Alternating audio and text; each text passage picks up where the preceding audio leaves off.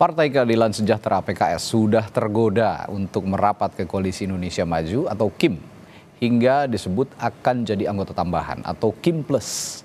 Kapan resminya dan apakah di PDI Perjuangan juga akan menyelamatkan Anies Baswedan demi melawan kota kosong di Pilgub Jakarta? Kami akan membahasnya bersama para narasumber di studio. Sudah ada juru bicara PDI Perjuangan Ciko Hakim, juga analis politik Lingkar Madani Ray Rangkuti. Selamat pagi Bapak-bapak. Pagi Bu. Pagi Radi. Baik, dan secara virtual ada politisi Partai Gerindra Ahmad Riza Patria. Selamat pagi Pak Riza. Ya, sepertinya masih di mute Pak Riza. Mohon maaf. Selamat pagi Pak Riza. Ya, selamat pagi Mas Radi, Mas selamat pagi. Ciko, Mas Ray, Baik. dan pemirsa Kompas TV. Ya, ini saya langsung aja nih ke Pak Riza nih. Benar PKS nih mau masuk KIM Plus, udah positif, katanya sudah tergoda katanya kalau dibilang begitu Pak Riza. Ya, kita belum mendengar langsung pernyataan dari pimpinan PKS di media.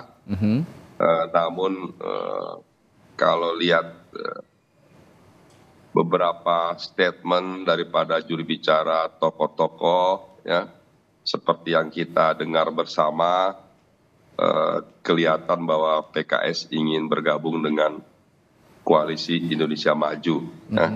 Jadi saya sendiri tidak ingin mendahului, sekalipun memang pimpinan kami sudah terus berkomunikasi dengan PKS, dan kami berharap memang KIM ini bisa kompak, bisa solid mengusung Kang Emil di Jakarta, dan tentu kami akan senang apabila ada partai-partai lain di luar KIM yang bergabung, termasuk PKS. Jadi sekali lagi terkait PKS, kita tunggu saja nanti pernyataan resmi dari PKS sendiri yang akan menyampaikan.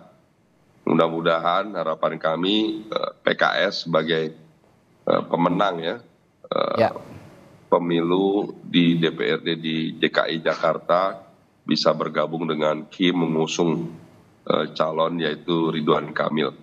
Oke, tapi apa sih yang jadi daya tawar KIM ini Pak Riza sehingga PKS tuh bisa tergoda gitu? Daya tawarnya apa sih? Ya, ini bukan soal tergoda atau tidak tergoda ya. Setiap partai politik itu punya hitungan dan kalkulasi sendiri ya. Dalam pilkada, kami sendiri di 545 pilkada seluruh Indonesia yang serentak pertama kali ini memang berusaha agar KIM bisa kompak dan solid mengusung satu pasangan calon. Namun demikian itu tidak mudah ya. Banyak di daerah-daerah antar KIM sendiri berkompetisi, seperti di Banten umpamanya. Jadi Golkar punya calon, Gerindra punya calon, akhirnya belum bisa dipersatukan, ya kami berkompetisi. Di Tangsel sendiri saya dari Gerindra maju sebagai calon wali kota, di Golkar juga mengusung pasangan calonnya. Dan itu biasa ya, tidak hanya di Banten, Tangsel, tapi beberapa daerah juga begitu. Mungkin juga dengan PKS, kami berkompetisi, dengan PAN, dengan Demokrat, berkompetisi. Tapi di beberapa daerah justru kami bisa berkoalisi dengan Mas Ciko, dengan PDIP, dengan PKS, dengan Nasdem, dengan PKB, dan sebagainya. Nah di beberapa daerah juga termasuk Jakarta juga demikian. Alhamdulillah KIM bisa kompak dan solid. Bahkan kami mendapatkan tambahan anggota baru di luar KIM ya. Mudah-mudahan dalam waktu dekat nanti partai-partai di luar KIM bisa bergabung dan bisa menyampaikan kepada publik partai tersebut ingin bergabung dengan KIM dan juga ikut mengusung pasangan calon, yaitu calon gubernurnya Kang Ridwan Kamil, dan juga menjelaskan apa latar belakang dan alasan partai tersebut bergabung. Saya kira yang lebih pas, lebih pantas adalah partai-partai tersebut ya. Kami meyakini pasti partai-partai tersebut kalau bergabung dengan KIM tentu sudah punya kalkulasi, hitungan yang matang, tidak sembarangan, dan meyakini bahwa calon yang diusung oleh Kim, yaitu Kang Emil, memiliki kompetensi, integritas, kualitas, dan bisa memenangkan pilkada di DKI Jakarta.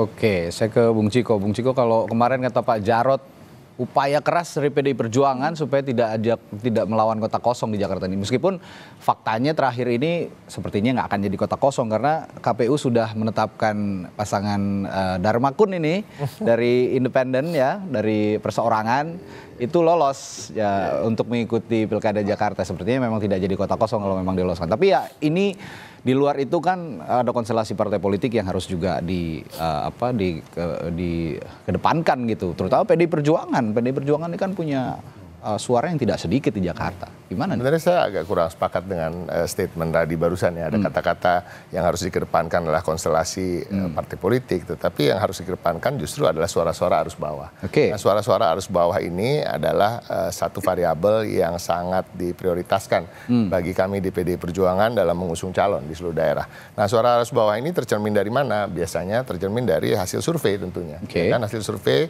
yang akseptabilitas, elektabilitas maupun tingkat kepuasan publik ya kalau memang yang bersangkutan pernah menjabat di daerah tersebut itu mengatakan bahwa di urutan pertama, kedua Pak Ahok dan Pak Anies di mana terpaut tidak terlalu jauh. Kemudian ada Pak Ridwan Kamil. Jadi top 3-nya itu. Jadi menurut kami justru dan kami yakin dan ini menurut mayoritas warga Jakarta akan lebih menarik dan lebih representasikan dan juga memberikan harapan-harapan bagi banyak warga Jakarta apabila ketiganya bisa maju berkontestasi gitu ya melawan satu sama lain kan itu idealnya. Tetapi kalau nggak bisa dapat yang idealnya minimal kita dapat yang nomor 2 ideal lah ya artinya ya minimal ada 2 pasang calon dari nama sosok-sosok yang betul-betul diinginkan oleh warga Jakarta untuk mereka menitipkan aspirasinya. Itu satu. Tapi saya juga agak sepakat tadi. Jadi prinsipnya itu bukan sekedar bahwa PDI Perjuangan akan melawan Kim atau Kim mengucilkan PDI Perjuangan. Ini kan narasi-narasi seperti ini yang terbangun.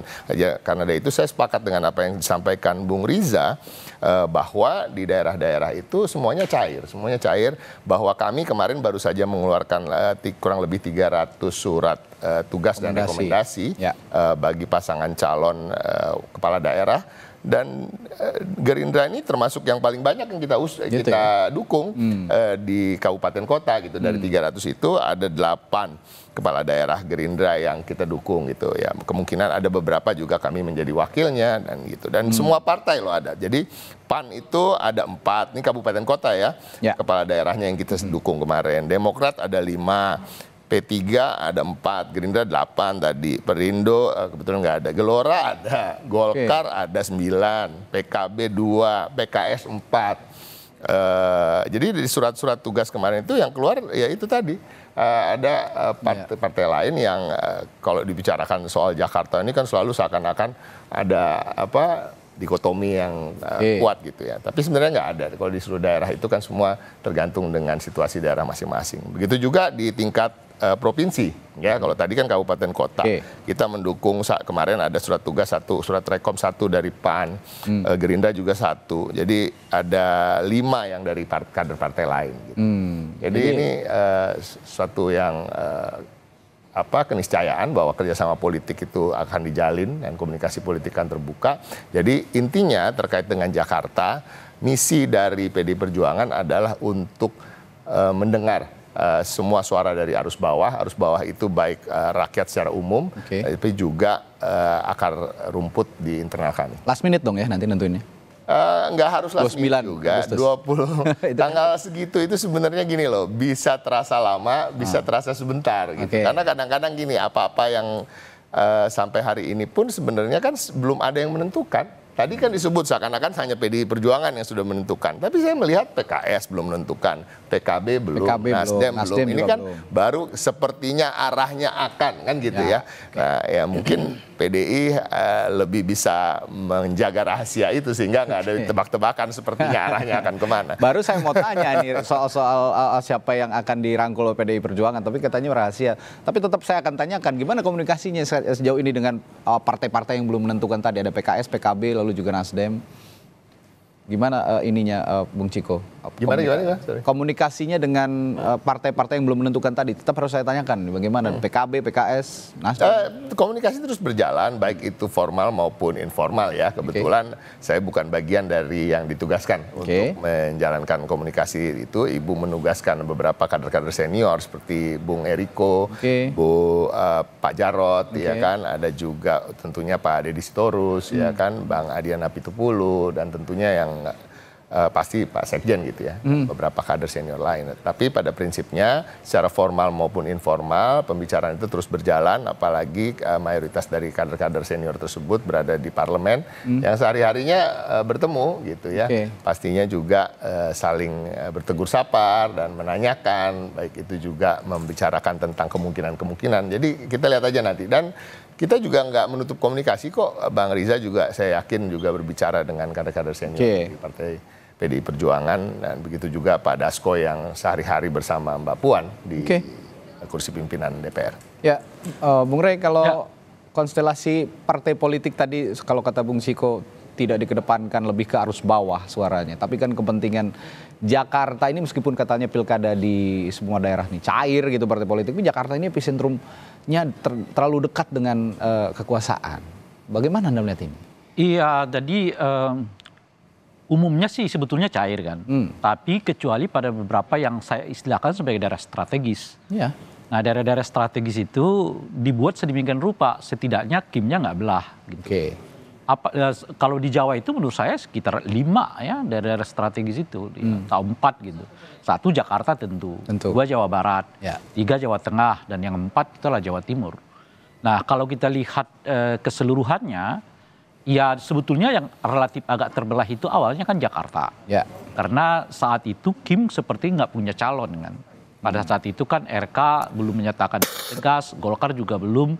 Bahkan terakhir seperti kita ketahui, Golkar malah menyorong nama Yusuf Hamka sebagai salah satu kandidat mereka untuk maju di Jakarta begitu. Tapi kalau Jawa Tengah sih menurut saya mereka solid. Jawa Timur juga mereka solid gitu ya. Jawa Barat setelah RK ke sini kemungkinan besar mereka akan solid gitu. Jadi ini yang saya sebut dengan daerah strategis, tentu ditambah dengan Sumatera Utara karena faktor Bobi di sana yang menantunya Pak Presiden gitu. Nah, oleh karena itu mereka mungkin akan dibuatkan sedemikian solid gitu. Nah, cuman agak nambah sedikit kasusnya di Jakarta karena kalaupun mereka solid tapi diperhadap-hadapkan dengan Anies Baswedan, soliditas partai ini seperti nggak bisa berbicara banyak juga. Nah, oleh karena itu harus ada tambahan skenario. Bukan hanya solid, tetapi juga harus tanda kutip ya, belajetin gitu loh. Kekuatannya Anies Baswedan. Nah, kekuatan Anies Baswedan itu ada di mana? Ya tentu saja pada figur dia, plus juga dengan dukungan PKS kan. Oleh karena itu, ya satu, ya kan kalau dia sendiri ditarik kan nggak mungkin kan. Tariklah kekuatan yang mendukung dia, salah satunya adalah PKS kan. Nah, disitulah kemudian muncul istilah tenggat waktu lah, ya kan. Inilah itu sehingga memungkinkan PKS untuk masuk ke dalam Kim. Kalau PKS masuk ke dalam Kim, kan masih ada 2 partai yang lain yang ada di luar. Dan itu punya 3 dengan PDI Perjuangan.